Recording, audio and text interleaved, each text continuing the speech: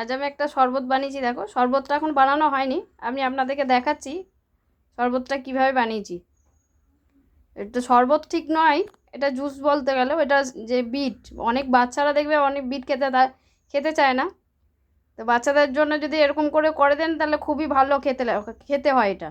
আমি আগে ওরকম করে খাই, সেই জন্য আপনাদেরকে দেখাচ্ছি বিটটা কিভাবে মানে খাওয়াতে হবে। অনেক বাচ্চারাই কিন্তু খেতে চায় না। এই অর্ধেকটাই দিয়েছি, সবটা দিইনি, অর্ধেকটাই দিয়েছি। দিয়ে দেবো একটু গোলমরিচ গুঁড়ো।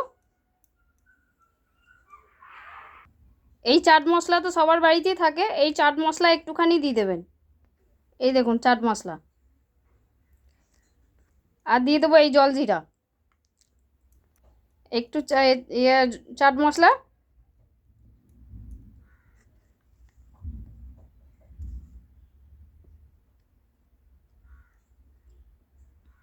দিয়ে দেবো একটু জলজিরা। আমার কাছে বিট নুন নেই, বিট নুনটা পারলে আপনারা চাইলে থাকলে দিয়ে দেবেন। আমার কাছে বিট নুন নেই, এমনি নর্মাল নুনই দিচ্ছি। দিয়ে দেবো একটু লেবু, খুব বেশি দেবো না। 1 চামচ চিনি, আর একটু দিতে পারেন আপনারা, তো আমি 1 চামচই দেবো। এটা ভালো করে গুলে নেব। আপনাদের কাছে থাকলে পুদিনা পাতা একটু করে যদি ছিঁড়ে দেন তাহলে আরও ভালো খেতে হবে। পুদিনা পাতার রস বা এটার সঙ্গে যখন বাটবেন বিটটা, পুদিনা পাতাটাও দিয়ে যদি 2-4টে পুদিনা পাতা দিয়ে বেটে নিতে পারেন।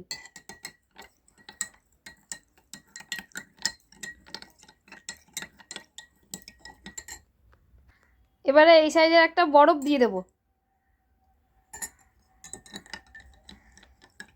বাচ্চারা তো খুবই ভালো খাবে, এরকম দেখে যদি দেওয়া হয় না, বাচ্চারা খুব সুন্দর খাবে এটা। বাচ্চারা, বড়রাও খেতে পারলে এরকমভাবে খেতে পারে। আমি বাচ্চাদের জন্যই এটা দেখানো হলো।